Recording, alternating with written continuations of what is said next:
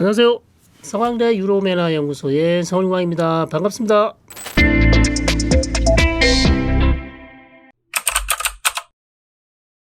일단 트럼프 대통령이 강력하게 이란과 이스라엘에게 휴전을 준수하라고 요구를 했기 때문에 아직까지는 이란과 이스라엘 양측이 휴전을 잘 준수하고 있습니다.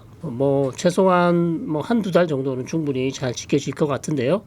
문제는 이제 여전히 양측 간에 앙금이 남아 있고, 그다음 가장 중요한 건 트럼프 대통령과 이란 간에, 즉 미국과 이란 간에 핵 협상을 또 해야 되거든요. 근데 핵 협상이 지금 오리무중입니다. 트럼프 대통령은 지난주에 이번 주에 핵 협상을 재개한다고 했고, 이란은 정해진 게 아무것도 없다고 했어요.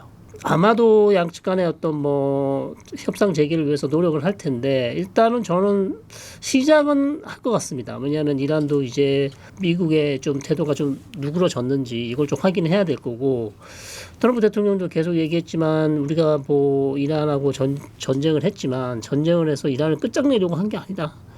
다시 한번 핵 협상을 하기 위해서 우리는 준비돼 있다. 협상 테이블로 나와라 계속 얘기를 했는데, 안 좋은 신호는 지난주에 경제 제재부터 해서 좀 인센티브를 준다고 얘기를 했었는데, 알리 카메네이 최고 지도자가 막 미국에 대해서 안 좋은 얘기를 많이 했잖아요. 그러면서 트럼프 대통령이 다시 제재 해제하는 거 없던 걸로 한다, 이렇게 얘기를 했어요.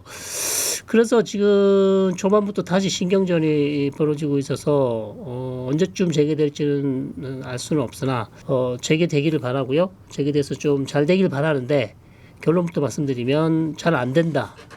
만약에 얘기가 해서 잘 안 된다, 그러면 상황은 다시 안 좋아질 수 있다는 겁니다. 이스라엘은 이번에 전쟁에서 본인들이 큰 성과를 냈다고 생각하고, 그 다음에 거의 자기들이 이겼다고, 지금 이란도 이겼다 그러고 이스라엘도 다 자기들이 이겼다고 얘기하지 않습니까? 그래서 이스라엘은 지금 일단 이 정도면 충분히 우리가 원하는 거는 다 했다. 그래서 여기에서 다시 한번 이란을 막 공격해서 전쟁을 더 이어간다 의미가 없죠. 왜냐하면 트럼프 대통령이 일단 강하게 반대를 하고 있고, 그 다음에 이스라엘도 어느 정도 이제 이란의 공격에 피해 받은 것을 이제 정리도 좀 해야 되고, 국민들도 좀 달래야 되고, 그럴 필요가 있기 때문에 그리고 아주 긴박하게 지금 이란을 공격할 이유가 하나도 없어요. 예컨대 1년 지났다, 한 6개월 지났는데 이란이 다시 한번 핵시설을 움직인다든지, 아니면 지금 행방이 묘연한 400kg의 농축우라늄을 가지고 무슨 핵활동을 하기 시작했다.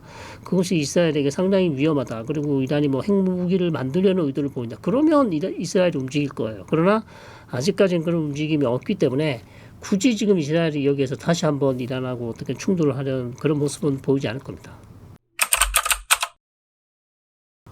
피해 규모는 이란이 훨씬 크죠. 이란은 지금 한 400에서 600 정도 사망자가 될 거예요. 부상자는 수천 명이 넘겠죠. 그렇게 되고, 이스라엘도 사망자가 한 30명 정도 됩니다.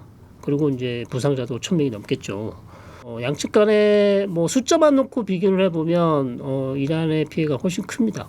이란은 그거 외에도 이제 군사 시설이라든지 여러 가지 이제 미사일 제조 시설, 그 다음에 탄도미사일 발사 시설, 그 다음에 탄도미사일도 파괴가 됐고요. 그 다음에 가지고 있던 원전 시설들도 많이 파괴가 되고, 이란 혁명수비대 수뇌부 사령관부터 해서 그 다음에 핵과학자까지 해서 많은 수뇌부들이 또 사망을 했기 때문에 피해 정도는 이란이 훨씬 크지만, 이란은 훨씬 또 국가가 크잖아요. 인구도 많고. 이스라엘은 이번에 한 번도 겪어보지 못한 엄청난 충격을 받았을 거예요. 왜냐하면 이란의 탄도미사일이 저렇게 텔아비브라는 인구 집중되어 있는 도시에 그냥 무방비로 떨어졌기 때문에 작년과는 상황이 다릅니다. 작년에도 한 2번의 공격이 있었는데 전체 탄도미사일 쏜 게 한 300발 정도 되는데요. 그 당시에는 이제 군사시설이나 공장 이런 시설을 주로 때렸기 때문에 이렇게 큰 피해가 없었는데, 이번에는 인구가 많은 지역에도 다 떨어졌습니다. 그래서 그걸 또 막지 못했고, 그래서 이제 이스라엘도 피해가 상당히 크지만, 전문가들이 하는 얘기는 전체가 한 600발을 쐈거든요. 이란이 쐈는데 그 중에 민간 지역에 떨어진 게 한 10% 정도밖에 안 돼. 10%도 안 되는 걸로 알고 있어요. 한 50발 정도? 예, 그러니까 상당히 요격을 잘한 거예요. 피해는 크지만 그래서 요격은 엄청나게 잘한 거다. 오해하시면 안 되는 게 이스라엘 방공망이 전부 다 아이언돔이 아닙니다. 아이언돔은 하마스가 쏘는 그 로켓 있죠, 가스함 로켓.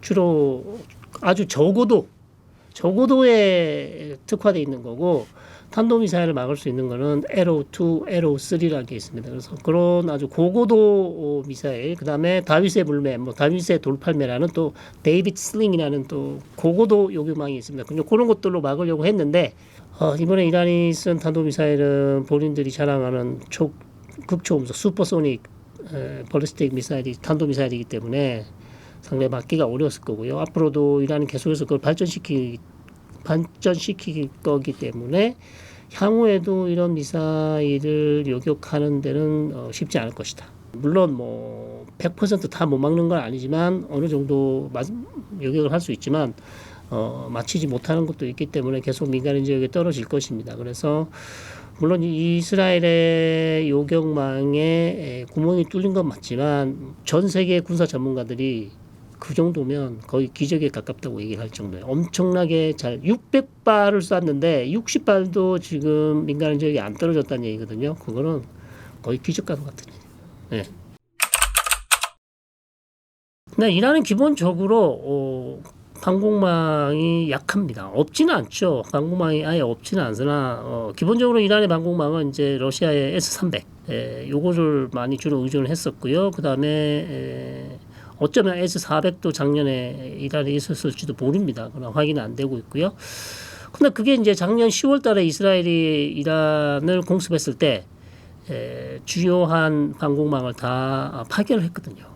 자, 그래서 작년 10월부터 올해 지금 언제입니까? 6월까지 시간이 충분히 있었는데 이란이 그거를 재건을 하지 못했어요. 방공망을. 뭐 이유는 모르겠습니다. 러시아에서 푸틴이 방공망을 안 준 건지 아니면 본인들이 요청을 안 한 건지 여러 가지 이유 때문에 S-300을 아마 제대로 가져오지 못했던 것 같고, 그 다음에 이란 자체 방공망으로는 이스라엘 전투기를 막기 어려웠죠. 자, 그런 상황이었고, 그러다 보니 이스라엘 전투기가 테헤란 시는 물론 이란 영공 전체를 그냥 마음대로 누비는 그런 일이 일어났던 것이고요. 이스라엘의 정보망이 뛰어나기 때문에 특히 모사드가 이란 내에서 활동을 하고 있고, 이번 전쟁에서 많이 보시지 않았습니까? 그래서 실제 거기 기지를 만들 정도로 모사드가 이란 내에 있고, 이란에 있는 정보망을 통해서 아니면 뭐 이중첩자, 뭐 스파이 이런 것들 통해서 이란 수뇌부, 뭐 혁명수비대 수뇌부가 어디 아침에 출근해서 어디서 점심을 먹고 어디서 커피를 마시고 저녁에 누구를 만나고 어디 가서 잔다, 다 안다는 얘기예요. 그리고 전시에는 또 어느 곳에 가서 의진처에 가서 잠을 잔다, 모든 걸 다 알고 있다는 얘기거든요. 그렇지 않고서는 그렇게 혁명수비대 사령관들을 모두 다 암살하기 어렵습니다. 그리고 더 놀라운 것은 알리 카미네이 최고 지도자도 우리가 충분히 마음만 먹으면 암살할 수 있었으나 암살하지 않았다고 얘기를 할 정도예요. 그만큼 이제 정보망이 뛰어나는 것이고, 이란 내부에서는 이미 상황 이런 걸 아는 사람들은 이미 여러 차례 얘기를 했어요. 이란 내에 이스라엘 스파이들이 활개를 치고 다닌다, 모르는 게 없다, 여러 차례 경고를 했음에도 이게 해결이 안 됩니다. 이유는 잘 모르겠어요. 이게 이제 금전적인 이유 때문인지 무슨 이유인지 모르겠으나 이란 내부에 이스라엘이 많은 첩자를 심어놨을 가능성이 높다, 이렇게 볼 수 있죠. 그러니까 2주 정도 얘기를 했을 때 대부분 다 이제 시간을 좀 준 거다. 그래서 어쨌든 뭐 마지막까지 외교적인 노력을 한 게 아닌가, 그렇게 이제 생각을 했었고요. 또 일부 보도를 보시면 실제 노력을 한 흔적도 보입니다. 그 당시 2주를 주고 나서 미국이 다시 한번 이란에 특별한 제안을 했다는 얘기가 있고, 그걸 이제 이란이 좀 거부를 했다는 얘기가 있고, 또 하나는 튀르키예의 에르도안 대통령이 이란과 미국 간의 핵 협상을 이스탄불에서 개최를 하려고 했어요. 근데 그게 성사가 안 된 이유는 최고 지도자가 은신처에 숨어 있어서 연락이 닿을 수가 없었다. 재가를 받지 못했다는 거죠. 자, 그러면서 이스탄불 핵협상도 사실 물 건너가고, 그 짧은 한 2일 상간에 그런 일이 있었다는 얘기죠. 물론 그 전부터 준비를 했겠죠. 근데 2주 주고 2일 만에 모든 이제 두 번의 어떤 협상 시도가 사실 실패했기 때문에 트럼프 대통령은 바로 행동에 옮긴 것 같고요. 또 두 번째 이제 썰은 아예 처음부터 트럼프 대통령은 이란을 속이기 위해서 그냥 이주라고 얘기를 하고 바로 그 전부터 마음을 먹었다 공격하기로. 그리고 차근차근 본인이 준비한 이란 공습 계획을 옮긴 게 아닌가. 이제 그렇게 보는 두 가지 시선이 있습니다. 그래서 중재를 하려고 노력을 했었죠. 협상을 잘해서 이란과 어떤 핵협상을 하고 싶었고, 그리고 이스라엘과 이란 간의 어떤 지금 무력 충돌을 중재를 하고 싶었으나, 그러나 트럼프 대통령이 이미 말했어요. 전쟁에 이기고 있는 국가에게 전쟁을 중단하라고 얘기하기는 어렵다. 그리고 때로는 싸울 때는 싸워야 된다. 이런 식으로 얘기했어요. 그만큼 이스라엘에게 시간을 주겠다는 얘기죠. 그걸 충분히. 왜냐하면 이스라엘은 처음부터 2주를 달라고 그랬어요. 2 weeks. 왜냐하면 그러면 본인들이 만들어 놓은 타겟 뱅크라 그래서 우리가 전쟁이 나면 이란에 어디를 때릴 것인가에 따라서 리스트가 다 나와 있어요. 그럼 2주면 그걸 때릴 시간이 충분히 된다는 얘기죠. 그래서 2주를 달라고 그랬고 거의 12일 정도쯤 됐을 때 이스라엘이 이미 한 10일쯤 정도 됐을 때 이스라엘이 이미 출구 전략을 찾겠다. 그리고 우리가 원하는 것 대부분은 거의 다 때렸기 때문에 그러면서 12일 딱 되자마자 이제 휴전이 됐다. 이렇게 볼 수 있습니다. 자, 이란 입장은 뭐 더 하려면 할 수 있죠. 이스라엘과 더 하려면 할 수 있습니다. 그러나 이란도 그렇게 녹록치 않죠. 힘들어요. 왜냐하면 너무나 많은 피해를 입었기 때문에. 그리고 여기서 더 가봐야 이스라엘이 계속해서 이제 추가적으로 테헤란이나 다른 시설을 더 때릴 거고. 그러면 이란의 입장은 이미 많이 망가졌는데 여기서 더 공격을 받으면 더 망가지는 것이기 때문에 이란 입장에서도 12일 정도 하고 이쯤에서 중단하는 것이 훨씬 낫다고 판단했을 거예요. 왜냐하면 이란도 역시 협상으로 가고 싶어하고 이 엄청난 피해를 입었기 때문에 여기서 더 가봐야 큰 의미가 없다고 판단했기 때문에 휴전에 들어갔다고 봅니다. 저는 나타냐후 총리가 가장 큰 수혜를 봤죠. 뭐니뭐니도 본인이 원하는 일단 이란 공격, 이란 공습 이게 어제 오늘 나온 얘기가 아니에요. 2000년대 중반부터 나온 얘기였고 실제 나타냐후 총리가 2012년, 13년 당시 총리일 때도 여기를 때리고 싶어 했어요. 실제로 때리려고 했는데 밑에 있는 부하들이 다 반대를 했습니다. 때릴 필요가 없다고. 그러면서 이제 무산이 됐기 때문에 정말 한 20년 동안 벼르고 있었던 것을 이번에 실행에 옮긴 거기 때문에 나타냐후 총리로서는 이제 아주 본인이 만족스러운 그런 공습을 했고 실제 성과도 좋았고 그리고 본인들이 판단할 때는 이란이 원래 핵무기를 만들려면 3주에서 한 달이면 된다 그랬는데 지금 이스라엘 판단으로서는 최소 2년은 걸린다. 그러니까 원래 전쟁의 목표는 이겁니다. 이란이 핵무기를 만들 수 있는 시한을 더 연장시키는 것. 그래서 충분히 본인이 원하는 것 다 있고 거기다가 미국까지 도와주지 않았습니까? 그러니까 이거는 더 큰 성과죠. 트럼프 대통령이 포르도와 나머지 2개의 핵시설을 때려줬기 때문에 나타냐후 총리로서는 뭐 엄청난 외교력과 국방력과 자기의 모든 것을 지금 과시하는 엄청난 거의 나타냐후 동무도 됐다. 이렇게 볼 수 있고 그 다음은 이제 트럼프 대통령은 본인이 타코라는 별명이 있었기 때문에 이번에는 확실히 뭔가를 보여줘야 된다. 그리고 트럼프 대통령은 처음부터 얘기했어요. 협상이 안 되면 우리는 군사적 수단을 간다고 처음부터 얘기를 했고 4월 12일부터 협상을 했고요. 6월 12일까지 딱 2달입니다. 시작할 때 뭐라 그랬습니까? 60일. 시간이 무한정 있는 건 아니다. 60일 내에 우리가 협상을 빨리 끝내야 된다고 했는데 이란은 그러지 못했고 물론 트럼프 대통령이 조건이 뭐 까다롭긴 했습니다만 어쨌든 그 상황에서 트럼프 대통령으로선 이란을 좀 더 군사적으로 압박해서 협상을 더 이어가기를 원했다는 거죠. 그러면서 만방에 어떻게 보면 전 세계 미국의 군사력이 어느 정도인지 확실히 보여주는 물론 그 반대의 경우도 있습니다. 반대 해석도 있죠. 왜 주권 국가인 이란을 이렇게 미국이 미국의 본토를 공격하지도 않은 상황에서 이렇게 엄청난 무력을 사용하는 것 자체가 상당히 미국의 이미지를 안 좋게 만들 수 있는 실제로 안 좋게 만들기도 했죠. 그러면서 양날의 검입니다. 본인한테는 좋았지만 전 세계에 있는 다른 어떤 자유민주주의 국가들을 봤을 때는 이렇게 미국이 아무리 힘이 강하지만 이런 식으로 무력으로 밀어붙이는 것은 옛날의 미국이 아니다. 민주당의 미국이 아니구나라는 그런 생각도 하게 하는 그런 사건이었고요. 이란은 가장 힘들죠. 여러모로 지금 힘듭니다. 왜냐하면 이란은 그래도 중동에서 시아파의 맹주, 그다음에 시아 대리 조직, 즉 그 프락시 조직들의 어떤 대부라고 할 수 있는 수장으로서 한 20년을 지금 구가했던 중동에서 가장 강력한 맹주 중에 하나였는데 이번 공격을 받고 나서 사실상 대응을 잘 못했고 대응할 능력도 안 보였고 방공망이 거의 뚫렸고 자 그러면서 이란 어떤 군사 대국, 강성 대국의 이미지가 완전히 깨지는 자 그러면서 주변국들이 이란을 다시 보게 되는 야 이란 엄청나게 강한 국가인 줄 알았는데 이란에 대한 어떤 심리적 장벽이 있죠. 이란은 절대 우리가 상대할 수 없다라는 그 심리적 장벽이 깨진 게 아닌가. 그 이란으로서 상당히 큰 타격이죠. 재판 2주 미룬 거는요. 이것과는 상관이 없고 시리아나 레바논이나 관계 정상화를 하려고 해요. 그 이제 국교 정상화하는 거죠.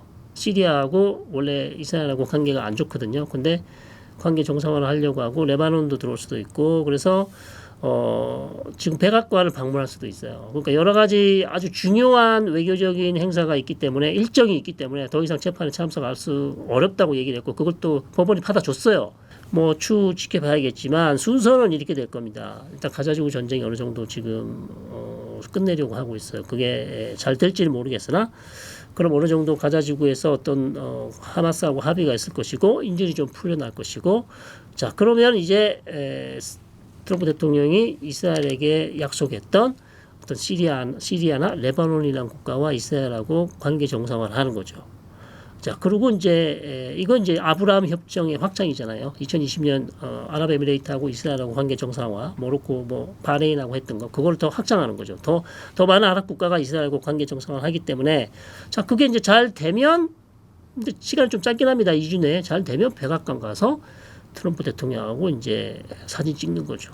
아브라함 협정을 다시 확장했다. 그러면 트럼프한테는 엄청난 성과고 나타냐한테도 엄청난 성과가 될 수 있죠. 그래서 그런 모든 지금 준비 작업을 하는 것인데 쉽지는 않을 것 같아요. 너무나 많은 지금 변수들이 있어서 일단 가자지구 잘 끝나야 되고 그다음에 시리아도 그냥 이스라엘하고 손잡는 게 아니라 원하는 조건이 있을 거 아니에요. 예를 들어서 이스라엘이 골란 고원에서 철수를 한다든지 지금 이스라엘이 골란 고원에서 더 들어가 있거든요. 시리아 영토 쪽에. 그러니까 그런 것들을 좀 정리를 해줘야 시리아 대통령 아흐마드 샤라도 이스라엘과 관계 정상화를 할 수 있는 것이기 때문에 그 부분의 협상도 조금 더 해야 되는 그런 부분이 있긴 합니다. 그래서 그런 부분 때문에 지금 이스라엘이 지금 상당히 바쁘게 돌아가고 있습니다.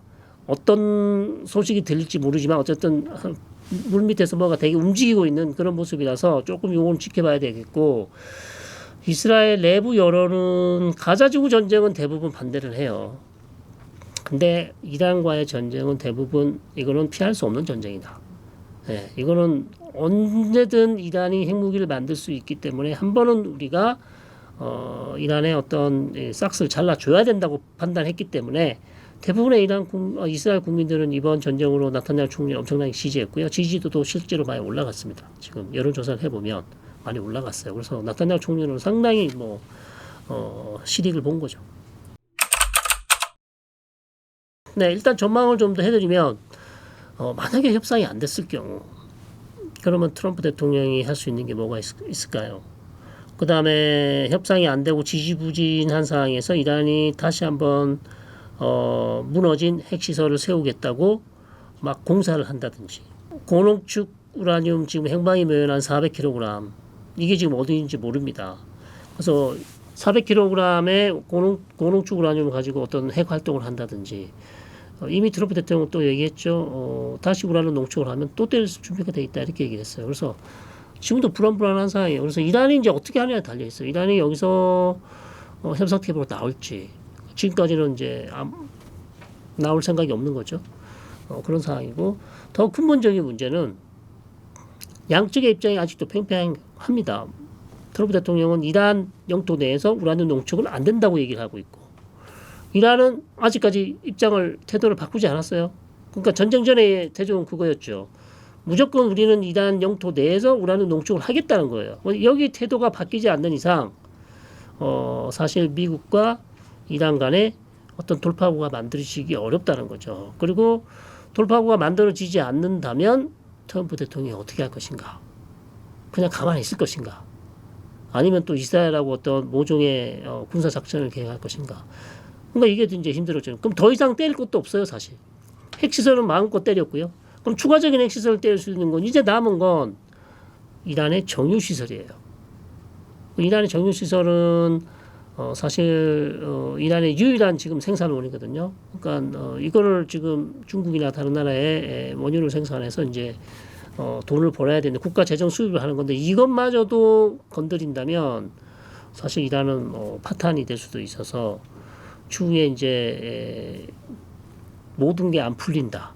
그러면 우리는 상황은 정말 안 좋아질 거고 우리한테는 여전히 똑같습니다. 최악의 상황은 이란이 이제 다시 한번 미국의 공격을 받는다면 또 보복을 할 것이고 보복을 하면 앞서처럼 이번에 한 것처럼 또 약속 대련을 할 것인지 아니면 호르무즈 해협이나 아니면 중동 국가의 어떤 정유시설을 때린다거나 그러나 이번 사례에서도 봤듯이 호르무즈 해협을 막기는 쉽지 않다. 이란도 사실 뭐 고민을 했겠지만 이란 의회에서 통과됐지만 뭐 국가 최고안보위원회에서 통과가 아예 올리지도 않았고요. 그래서 그런 것을 봤을 때 쉽지는 않지만 여전히 이제 옵션으로 남아 있기 때문에 이런 세 가지 옵션 항상 전쟁 중에도 똑같습니다. 그죠? 골프 국가 정유시설, 호르무즈, 그다음에 미군 기지 때리는 거 이거밖에는 다른 대안이 없어요. 네.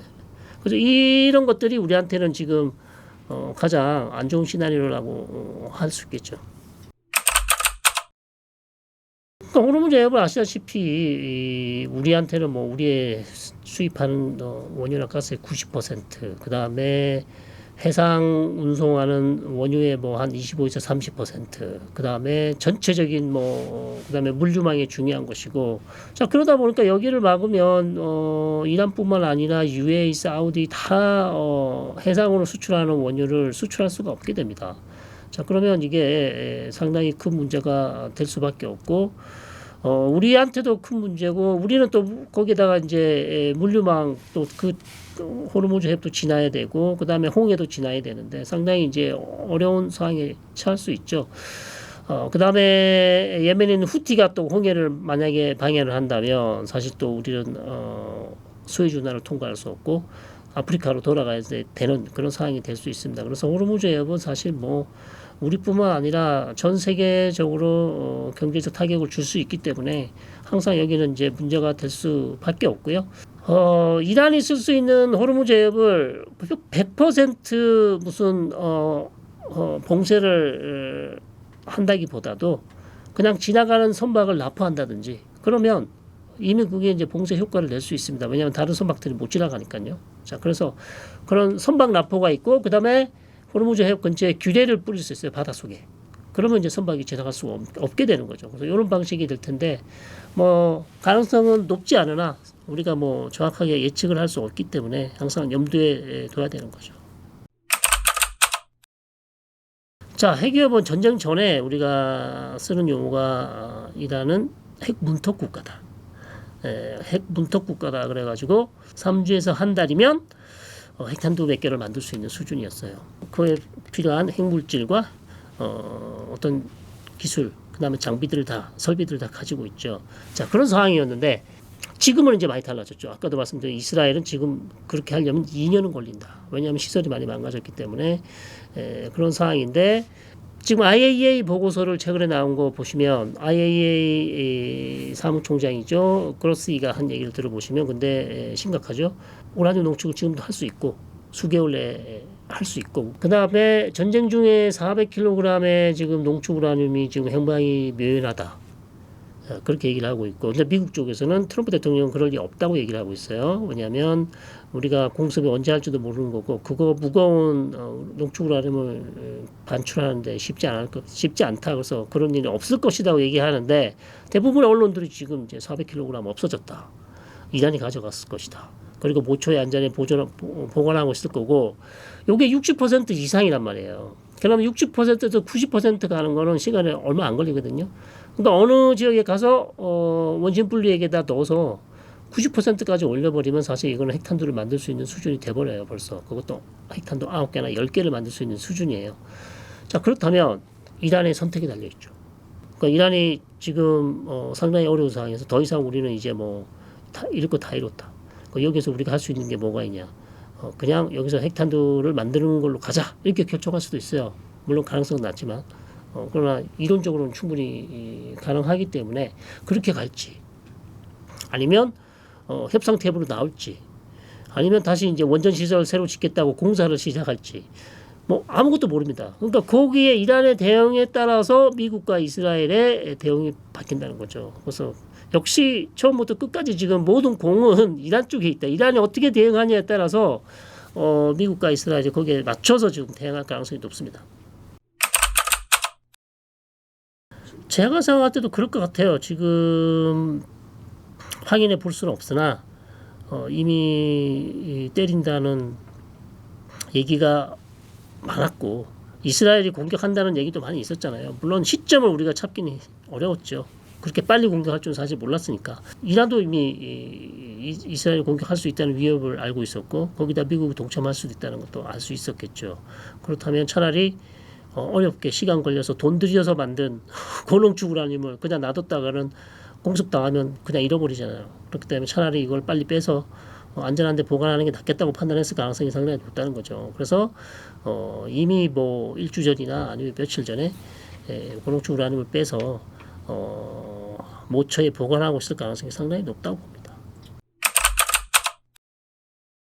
그러니까 뭐 이란이 만약에 여기서 다시 한번 핵개발 의도를 보인다거나 아니면 핵 활동을 한다든지 그렇게 되면 상황은 안 좋아질 거고 그러면 이제 미국이 계속해서 이란에 대해서 외교적 압박을 하든지 아니면 군사적으로 압박을 하든지 여러 가지 이제 압박 수단을 쓰겠죠. 다시 한번 트럼프 대통령이 그러면 다시 협상 테이블로 돌아와라.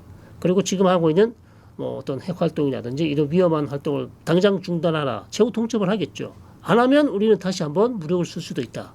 그런 방향으로 할 가능성이 상당히 높아요. 왜냐하면 트럼프 대통령 그걸 그냥 가만히 보고 자시할 수는 없잖아요.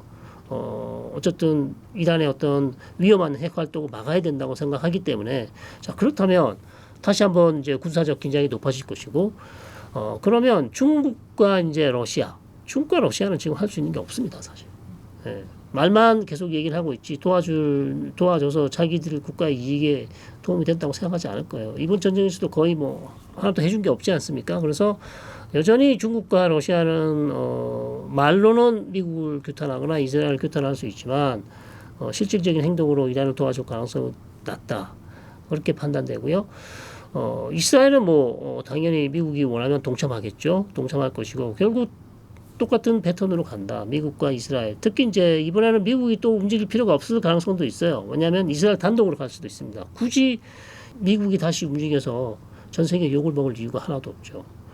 이미 나타냐고 오라는 해줬고 나머지 어떤 군사시설을 공격한다거나 이란을 압박하기 위해서는 이스라엘만 충분하거든요. 그러니까 이번에는 굳이 미국이 안 움직일 수도 있습니다. 그냥 군사적 압박만 하고 실질적인 행동은 이스라엘이 알아서 하는 방향 그렇게 갈 수도 있고 자 이제 그럼 파장이 어떻게 되냐 자 국제사회는 아무도 도와주지 않을 거예요.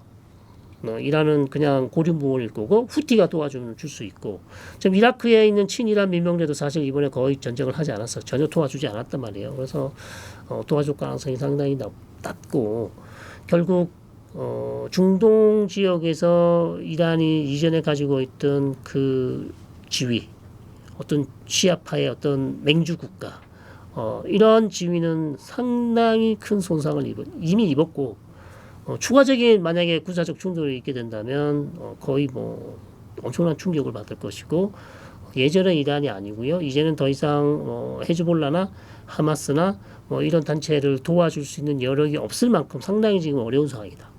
그리고 지금 이 무너진 이 방공망하고 그다음에 핵시설 그다음에 이란의 어떤 미사일 제조 시설 여러 가지 시설들을 다시 이제 재건을 해야 될 텐데 엄청난 비용이 들 거고 시간도 걸린단 말이죠. 이란으로서는 상당히 지금 어려운 상황이고 진퇴양난이다. 그럼 추가적인 공격을 받으면 더 어려워진다는 거죠. 상황은 그렇게 갈 겁니다. 네. 그 이란의 시스템은 신정 정치 말씀 그대로 정치인이 최고 지도자가 아니에요. 그러니까 이슬람 법학자, 그러니까 이슬람 학자가 지금 최고 지도자잖아요. 최고 지도자입니다. 그러니까 알리 카메네이가 정치인이 아닙니다. 그러니까 법학자가 나라를 통치한다는 얘기이기 때문에 이것을 우리가 신정정치라고 하는 이유는 이 이슬람 법학자가 시아파 이슬람들이 믿는 신을 대리해서 나라를 통치한다는 거예요. 그러니까 자신이 신의 뜻을 받들어서 이란을 통치하기 때문에 우리가 이걸 신정정치라고 하는 겁니다. 그러니까 이슬람 최고 법학자가 이란을 통치하는 시스템, 이것이 이제 이란의 독특한 신정정치입니다. 그래서 어느 나라에도 지금 없는 이런 시스템이죠. 그래서 대통령은 이란에서 사실상 중요한 정책 결정을 하지 않습니다. 모든 중요한 정책 결정은 최고 지도자가 하고요. 최고 지도자는 종신직입니다. 죽을 때까지 하는 거죠. 그러면 이 최고 지도자가 앞으로 이 신정 정치가 유지되고 이런 상황에서 핵 개발의 의지를 꺾겠는가? 그런 얘기들을 많이 하고 있는데 사실 저도 그렇게 봅니다. 핵 개발, 그럼 왜 핵 무기를 개발하려고 하냐? 이 부분은 일단 궁금하실 텐데 이게 일종의 이란의 안보 독트린이에요. 그러니까 우리는 우리의 안위를 지키기 위해서는, 이란을 지키기 위해, 적들로부터 우리를 지키기 위해서는 핵 무기를 만들지 않지만 핵 무기를 만들 수 있는 수준까지 유지를 해두는 것이 이란의 목표란 말이에요. 그러니까 우라늄 농축을 해야 되는 거죠. 우라늄 농축을 안 하고 포기를 하면 그 핵문턱 국가의 지위를 잃어버립니다. 그래서 이란은 계속해서 이제 우라늄 농축을 포기하지 않겠다는 건데 충분히 이해는 돼요. 왜냐하면 리비아가 모하마르 까다피가 핵 포기를 하고 나서 결국 2011년 아랍의 봄 이후에 나토가 반군을 도와줬고 거기에 잡혀서 결국 사망하고 사담 후세인이 2003년에 결국 미군의 침공에 의해서 무너진 이유도 핵무기만 있었으면 그렇게 안 됐을 가능성이 높죠. 그리고 또 하나의 사례 북한을 보십시오. 북한은 핵무기가 있기 때문에 지금 미국이 이란처럼 그렇게 쉽게 군사적 수단을 쓰기는 어려운 상황이란 말이죠. 그런 상황에서 이란 입장에서는 우리가 핵무기가 있어야 미국이나 이란의 어떤 저런 침공에 우리가 맞설 수 있겠구나라는 생각을 이번에 더 했을 거예요. 이번에 공격을 받으면서 왜 우리가 핵이 있었다면 이렇게 얘들이 마음대로 와서 우리를 공격하지 않았을 텐데 라는 생각을 당연히 하겠죠. 지금은 훨씬 더 핵무기를 만들고 싶어하는 유혹에 더 빠지기가 쉬운 상황이 됐다는 이거죠. 아직 결정을 안 했겠지만 그런 상황이고, 자 그렇다면 지금 우리가 이제 이란이 앞으로 어떻게 할 것인가. 그럼에도 불구하고 그런 유혹이 있지만 과연 핵탄두 즉 핵무기를 만드는 그 선택을 할 것인지는 모르죠. 거기에 대한 이란 집권층이나 수뇌부가 엄청난 이제 자기 내부 토론이 있을 거란 말이죠. 그래도 역시 핵무기를 안 만드는 것보다는 조금 더 시간을 가져야 되지 않냐, 이렇게 생각하는 사람도 있을 거란 말이죠. 그래서 본인들이 이제 결정을 해야 돼요. 알리 카메네이가 최고 지도자지만 혼자서 결정하지 않습니다. 왜냐하면 밑에서 또 의견을 모아서 올리면 또 본인이 거기서 니네가 이렇게 생각하니 내가 자신이 판단하는 거거든요. 그렇게 하는 거기 때문에 이거는 우리가 이제 지켜봐야 되는 것이고, 정권 교체는 쉽지 않습니다. 정권 교체는요, 일단 이 정권이 사라지면 대체할 사람이 없어요. 일단 물론 만들 수는 있겠죠. 이란 국민들이 본인들이 어떤 다른 세력을 세울 수 있겠으나 강력한 어떤 야권 세력이라든지 강력한 어떤 정치인이라든지 강력한 이 보수 강경파를 대체할 수 있는 그런 이란 내부 세력이 없다. 그리고 이란이라는 국가가 전쟁이 이렇게 심하게 났고 외부에서 이렇게 큰 충격을 주면 무너질 것 같지만 무너지지 않는 강력한 시스템을 가지고 있습니다. 회복력이 엄청나기 때문에 이 정도 가지고는 저는 무너지지 않는다. 그리고 실제 지금 데이터를 보셔도 어마어마한 무슨 반정부 시위나 이런 게 일어나지 않고 있어요. 물론 일부 이 정권에 대해서 엄청난 이제 반감을 갖고 있는 사람들이 많이 있겠지만 그 사람들이 나와서 거리로 나와서 아주 조직적인 대규모 반정부 시위를 벌이는 모습은 아직 보이지 않는다는 말이죠. 그렇기 때문에 정권 체인지, 그러니까 레짐 체인지, 정권 변화는 아직까지는 어렵다고 봅니다. 이스라엘이 꼭 그렇게 보고 있어요. 이스라엘이 10년 전부터 그렇게 얘기했어요. 10년 전부터 우리가 막지 못하면 결국 이란은 북한 모델로 간다. 어느 날 갑자기 국제사회 모르게 싹 만들어가지고 짠! 하고 나타나서 자 드디어 우리가 핵무기를 만들었습니다. 이러면서 핵무기 보유국 지위로 팍 올라가 버릴 것이다. 그러면 사실 더 이상 막을 방법이 없어요. 북한처럼 막으려 해도 막기가 어려운 거죠. 이미 핵탄두를 가지고 있기 때문에. 자, 그런 것 때문에 이스라엘은 그렇게 끊임없이 이란을 공격해야 된다고 얘기를 해왔으나, 그러나 그게 100% 맞는 건 아니라고 봅니다. 이란이 어떤 전략적 선택을 할 수 있기 때문에 여전히, 왜냐하면 2015년 오바마의 핵합의 있죠. JCPOA 이란 핵협정을 이란이 잘 준수를 했어요. 2018년까지 준수를 했죠. 근데 이거 누가 탈퇴했습니까? 트럼프 본인이 탈퇴한 거예요. 일방적으로. 왜? 이거 불만족스럽다. 결국 나타냐후의 말을 들어준 거죠. 이거 가만히 있으면 이란 우리 모르게, 국제사회 모르게 숨어서 핵무기 만들 가능성이 높기 때문에 새롭게 해야 된다 그러면서 본인이 직접 핵 합의를 파기를 했습니다. 그러면서 이란은 어떻게 되냐고요? 이란은 그때부터 우라늄 농축을 엄청나게 돌립니다. 그러니까 그 당시에는 핵문투 국가가 아니었었어요, 이란이. 근데 트럼프 때문에 핵문투 국가가 됐어요, 사실은. 내가 미국 이전 대통령과 합의를 했는데 그 다음 대통령이 와서 파기를 해버리면 어느 나라가 미국과 합의를 하겠느냐. 말이 안 되는 짓이다. 이건 트럼프가 엄청나게 잘못한 거죠. 트럼프가 잘못한 거예요. 왜냐하면 그 당시 시점을 보시면 이란은 하나도 어긴 게 없어요. JCPOA를 어기지 않았습니다. 근데 트럼프가 본인이 새로운 합의를 하겠다고, 자기 성과 내겠다고 일방적으로 탈퇴를 했기 때문에 이거는 트럼프의 실기다. 자, 그러면서 이란을 이렇게 핵문투 국가로 만들고 이런 핵 위기로 만든 장본인이 바로 트럼프와 나타냐후입니다. 그런 측면에서는 이제 트럼프가 비판을 받아 마땅한 그런 상황이기 때문에, 그래서 이 사례를 보시면 이란이 꼭 그 핵무기를 만든다고 우리가 확신할 수는 없는 거죠. 그래서 어느 정도의 합의를 통해서 이란을 핵문투 국가는 아니더라도 좀 더 낮은 수준으로 계속 유지하는 것도 나쁘지 않은 선택일 수 있습니다. 그러나 이스라엘은 그렇게 믿지 않겠죠. 그게 문제긴 합니다. 그래서 결국 이란을 강제로 핵무기를 만들지 못하게 하는 방법은 좀 어려울 수 있다. 왜냐하면 이란이 가지고 있는 시설이 있죠. 그 다음에 이란은 핵과학자들이 많단 말이에요. 이번에 14명이 죽었지만 이란은 핵 뉴클리어 인더스트리입니다. 핵 산업이 크기 때문에 핵과학자들이 되게 많아요. 그래서 머릿속에 있는 지식을 없앨 수가 없습니다. 한번 알게 된 지식은 없앨 수가 없어요. 그다음에 핵물질 있죠. 핵시설은 돈으로 해서 새로 지으면 돼요. 언제든지 본인이 의지만 있다면 다시 한번 우라늄 농축을 할 수 있고 핵으로 갈 수 있단 말이죠. 그럼 이걸 완벽하게 군사적으로 제거하지 못하는 상황에서 어떻게 이란의 핵무기 개발을 막을 수 있어요? 이거를 완벽히 제어할 수 있다면 핵무기 개발을 무력으로 막을 수 있죠. 근데 이걸 못 하잖아요. 그러면 합의밖에 없다는 거죠. 그러나 여기에 이제 딜레마가 있는 거예요. 합의를 하면 이란이 속일 것 같고 전체적으로 완전히 깨끗이 없애려고 하니까 물리적으로 너무 힘들고, 그러면 이란과의 전쟁을 이렇게 2주 정도 해서 안 돼요. 몇 달을 해야 되고 지상군이 완전히 들어가야 돼요. 그리고 시설을 다 망가뜨려야 되죠. 지상으로 들어가서. 그다음 핵시설, 농축, 우라늄 다 찾아내야 되고 엄청난 피해와 엄청난 물량과 엄청난 비용이 들겠죠. 그래서 저는 차라리 현 시점에서는 합의를 하는 게 나은데, 다만 그걸 이란이 잘 지켜줄 때 이게 가능하다는 거죠. 핵 협상이 가능하려면 양보가 있어야죠. 미국이 양보를 하든지, 예를 들어서 이제 지금은 우라늄 농축 자체를 아예 제로 베이스로 하는 거잖아요.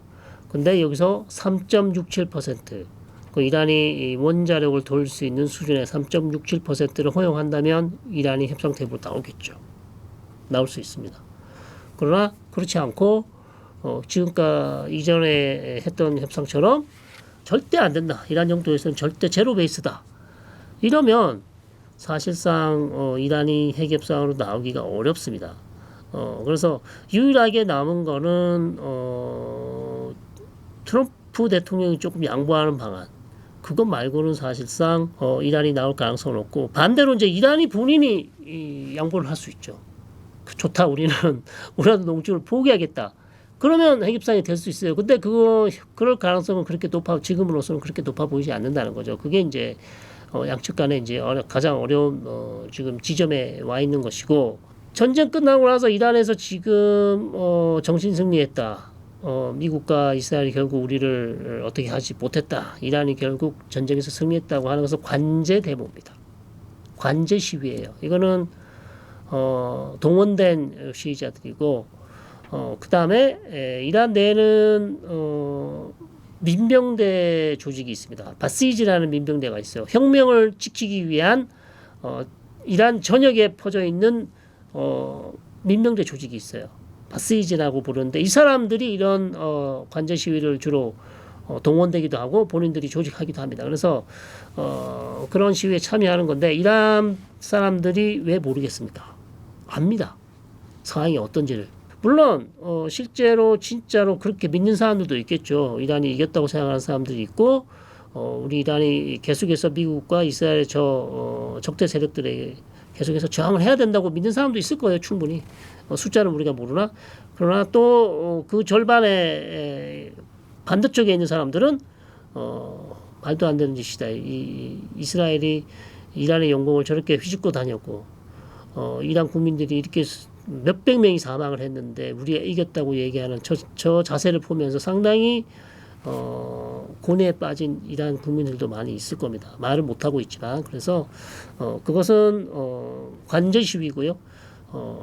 이란 국민 전체가 그렇게 믿고 있다. 그거는 그렇게 생각하지 않고요. 많은 이란 국민들이 이미 다 알고 있지만 보수 강경 이 집권 세력에 의해서 어떻게 할 수 있는 수단이 없기 때문에 참고 있다. 이렇게 이제 말할 수 있겠죠.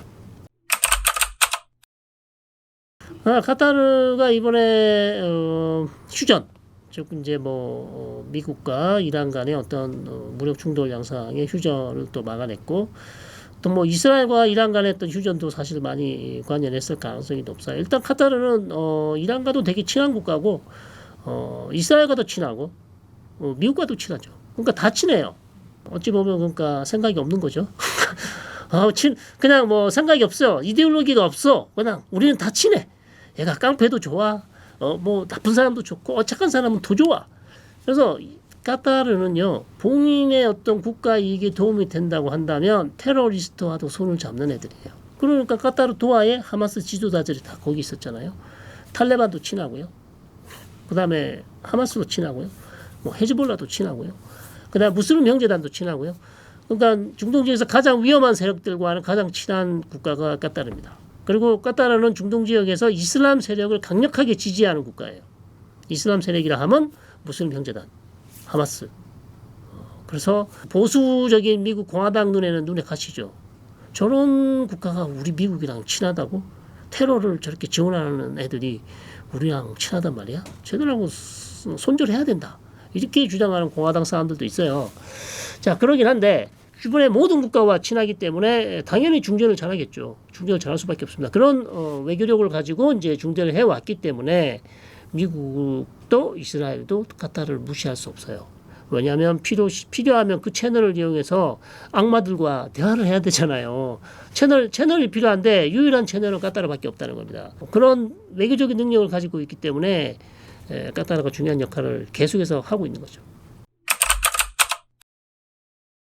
네, 이번 전쟁으로 해서 사실 많이 놀랐어요. 이스라엘의 군사력이 뛰어나다는 건 이미 많이 알려졌지만 이 정도로 뛰어날 거냐. 반대로 이란의 군사력이 특히 이 방공망이 허약하다는 걸 알았지만 이렇게 허약할 줄을 몰랐다. 사실 이집트나 튀르키예나 다른 아랍 국가들이 놀랬죠.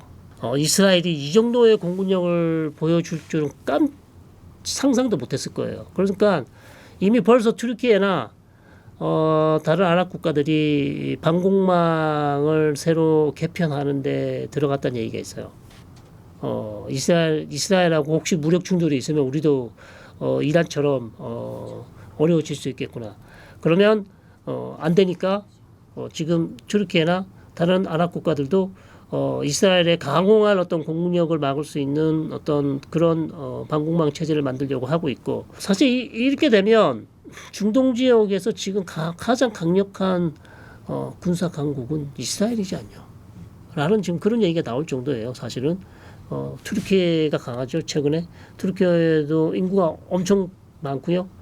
이란처럼 땅덩이가 넓지 않습니까? 그래서 튀르키예가 가장 강력한 지금 어찌 보면 이스라엘의 라이벌이 될 수 있어요. 그 외에는 사실상 이스라엘을 상대할 수 있는 국가가 이제는 없다. 군사적만 보면 사우디가 할 수 있겠어요. 아랍아메리트가 할 수 있겠어요. 사실 이란하고 튀르키예 말고는 이스라엘과 어떤 군사적으로 대적할 수 있는 국가가 없었는데 이란이 거의 무너진 상황에서 유일한 지금 이스라엘과의 어떤 대등한 군사적 능력을 갖춘 국가는 튀르키예이기 때문에 향후 중동 정세는 시리아를 놓고 이스라엘과 튀르키예가 여러 가지 지금 의견차를 보이고 있어서 이스라엘과 튀르키예도 향후에 어찌 보면 무력 충돌 가능성이 여전히 남아 있습니다. 그런 부분들은 여전히 우려되고 있고 걸프 국가들도 상당히 충격을 받았죠. 그래서 걸프 국가들은 이란이 엄청나게 강한 국가인 줄 알았는데 이렇게 무너지는 것을 보면서 본인들도 빨리 군사력을 키워서 어느 정도 이란의 어떤 추후에 이란이 다시 재건된다면 이란을 막을 수 있는 수단을 여러 가지 이제 만들려고 하겠죠. 그런 부분들도 중요한 이번에 전쟁의 결과라고 할 수 있겠습니다. 자, 유럽 G7은 사실 이스라엘을 지지했죠. 처음에는 지지하지 않았어요. 영국, 프랑스, 독일도 이스라엘의 사실 국제법을 어기고 주권 국가인 이란을 공격했기 때문에 여기에 대해서 이제 아주 중립적인 입장을 취하다가 시간이 지나면서 결국 이제 이란보다는 이스라엘을 이제 더 우호적으로 얘기를 했는데 그 이유는 이란하고 유럽 국가들하고 핵 협상을 계속 해왔는데 핵 관련해서 이제 회의를 했는데 거기에서도 좋은 결과가 나오지 않았어요. 그러니까 유럽 입장에서도 이란의 핵 문제가 상당히 의심스럽다. 그리고 이번 전쟁이 나기 전에 IAEA 국제원자력 기구가 이란이 세 곳의 장소에서 신고되지 않은 핵 활동을 했다고 얘기를 했어요. 거기를 신고하지 않고 우라늄을 농축했단 말이죠. 거기에 대해서 해명을 하라고 했더니 이란이 해명을 하지 못했어요. 자, 이거는 NPT하고 그 다음에 IAEA 가이드라인 위반이거든요. 그러니까 이것도 유럽 측이 봤을 때는 말이 안 된다는 거예요. 근데 말은 우리는 평화적 목적으로 핵 활동을 한다고 하지만 그걸 어떻게 믿겠냐. 이런 것들이 이제 유럽 국가들을 상당히 실망시켰고 더 중요한 것은 올해 10월 18일 이전까지요. 유럽 국가들은 이란에 대한 제재를 복원할 수 있어요. 그게 스냅백이라고 그러죠. 그게 2015년 이란 핵 합의 결과입니다. 그러니까 미국하고 이란하고 앞으로 협상이 될지 안 될지 모르겠지만 협상이 잘 안 되면요. 이게 스냅백이 올 수 있어요. 그러니까 그걸 막으려고 지금 이란이 계속해서 유럽 국가가 협상을 했었는데 그것도 진전이 없었고 이게 만약에 복원되잖아요. 이란 경제는 정말 파탄됩니다. 지금도 이란 경제가 어려운데 유럽 국가들까지 유엔 안보리에서 제재를 복원한다면 이란의 경제는 어려워질 수 있어요. 그래서 사실 유럽 국가들은 미국과 함께 가기 때문에 이스라엘을 지지할 수밖에 없는 것이고 어찌 보면 불공평하죠. 이스라엘은 이미 핵탄두를 가지고 있고 이란은 핵무기 가지고 있지도 않는데 핵탄두를 만들지도 않았는데 이렇게 공격을 해서 이란을 하는 것은 너무나 이중잣대이지 않냐. 그러나 이스라엘은 강력한 미국이 있고 그다음 미국의 동맹인 나토가 있고 그러다 보니까 서구 사회에서 이스라엘은 그래도 신뢰할 만하다. 물론 나쁜 짓을 많이 하지만 팔레스타인 문제 관련해서는 그런 상황이고 이란은 서구 사회에서 경제적으로는 이란과 어떤 교류를 할 수 있죠. 물건을 사고 주고 팔 수는 있으나 이란의 핵 문제에 있어서는 너무나 신뢰하지 못한 행동을 보여왔기 때문에 G7에서 그런 결과가 나오지 않았나 봅니다. 자, 북중러의 반응은 사실 어렵죠.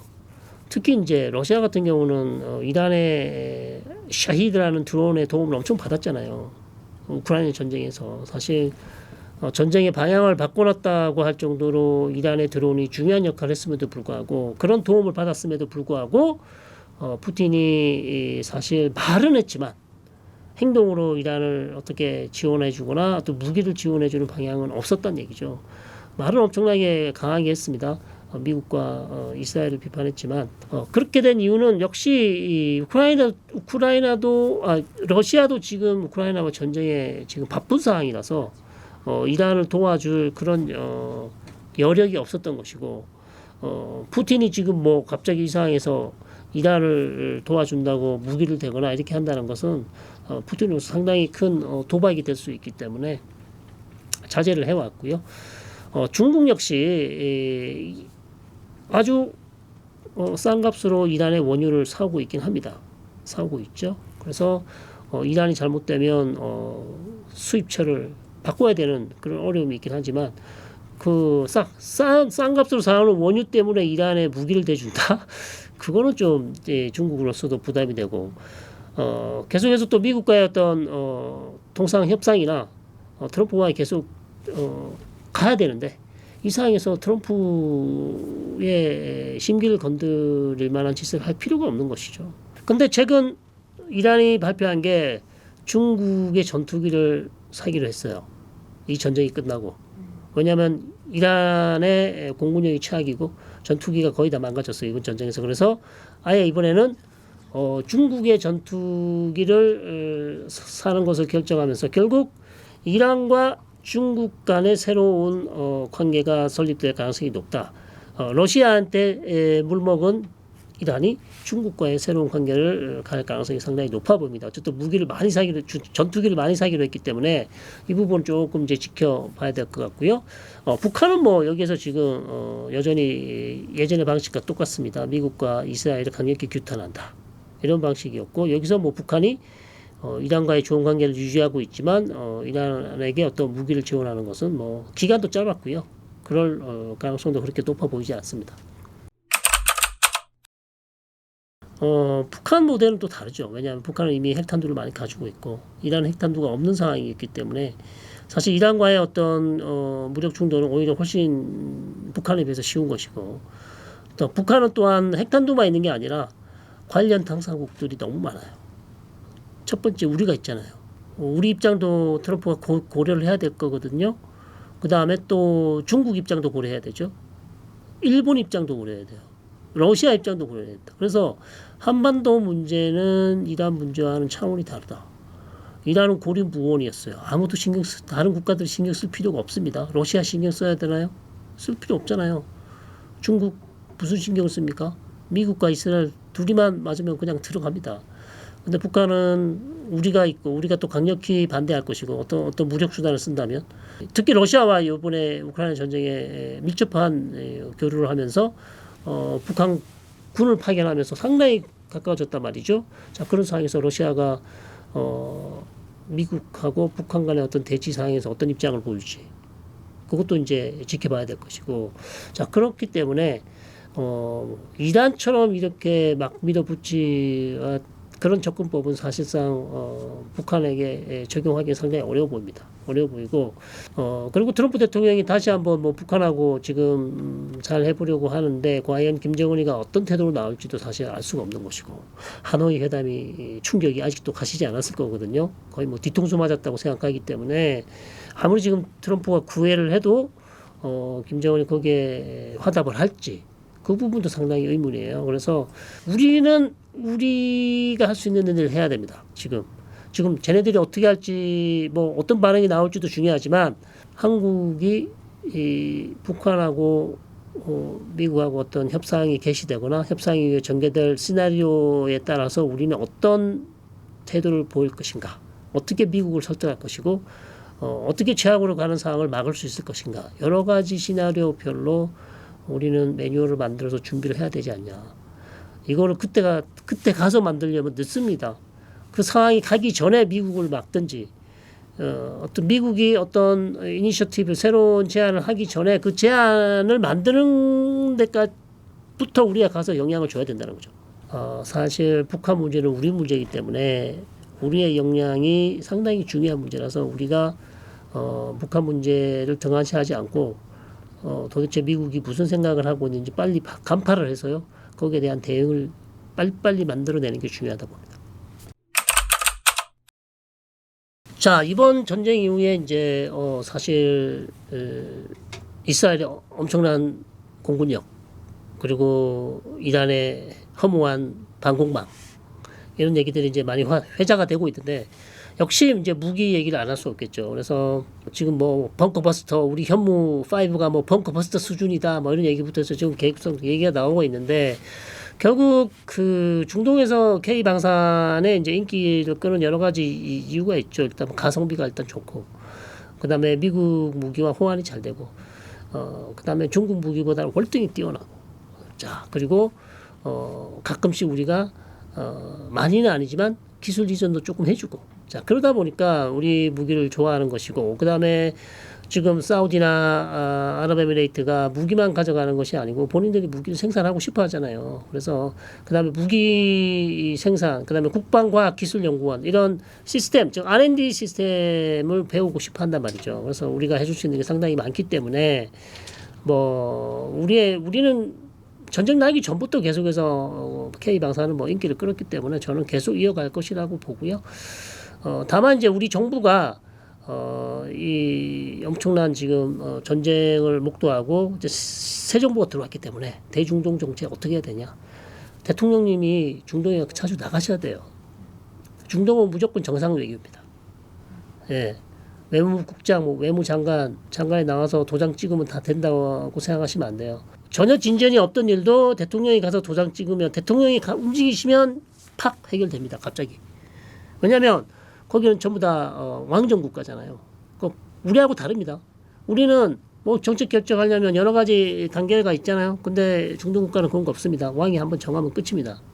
그렇기 때문에 대통령이 외교부에서 좀 나가 주십시오 하면 아무리 바쁘시더라도 나가셔서 중동 국가의 정상들을 만나셔야 모든 일이 우리 무기 수출도 잘 되고요. 다른 것들도 다 잘 됩니다. 그래서 전통적으로 우리 민주당 정부가 중동 지역에 안 나갔어요.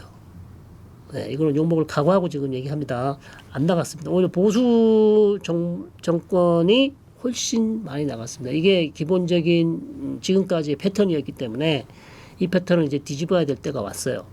뭐 우리 입장은 사실 중동 지역에 이렇게 분쟁이 일어나면 중립적인 입장을 계속 취해왔고요. 그러나 이란 문제에 있어서 상당히 최근에 이란 문제에 있어서 우리 외교부 입장도 많이 옛날과는 달라졌어요. 옛날에는 대단히 이제 비판적인 시각이 많았는데 최근에는 이스라엘에 대한 비판적인 시각도 많이 올라왔습니다. 그래서 상당히 친아랍적이고 친중동적인 그런 외교를 지금 보여주고 있습니다. 그래서 그러나 또 한편으로는 우리가 이제 이란이라는 국가가 우리한테도 상당히 중요하죠. 왜냐하면 워낙 큰 시장이고요. 이란의 제재가 풀리면 우리가 할 수 있는 게 너무 많기 때문에 상당히 우리가 이란에 기대를 많이 했어요. 제재가 제발 풀리기를 기대도 많이 했고 그리고 우리가 또 돌려주지 못한 돈도 결국 잘해서 결국 뭐 돈을 돌려주지 않았습니까? 이란에게 갚아야 될 돈. 근데 그게 지금 까따르에 묶여서 쓰지도 못하고 있습니다. 아직까지. 어쨌든 이란하고 잘해보려고 노력을 했었는데 잘 안 되고 있는 안타까운 상황이 나서 미국의 제재만 풀린다면 우리가 할 수 있는데 미국의 제재가 있는 한 우리가 이란하고 잘 뭐 할 수 있는 게 없습니다. 한계가 있어요. 그래서 그 부분도 상당히 안타깝습니다. 그래서 우리는 어차피 뭐 이 분쟁의 제3자이기 때문에 누구 편을 들 수가 없습니다. 지금 현 상황에서는 어떤 중립적인 입장으로 가야 될 것 같고요.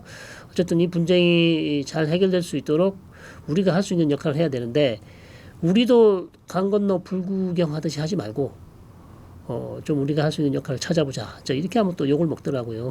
쓸데없이 한국이 뭐 이란 이스라엘 문제에 뭐 할 게 있냐. 중동이 항상 그렇게 중요한 지대가 아니었기 때문에 사실 관심도가 떨어져요. 이게 문제입니다.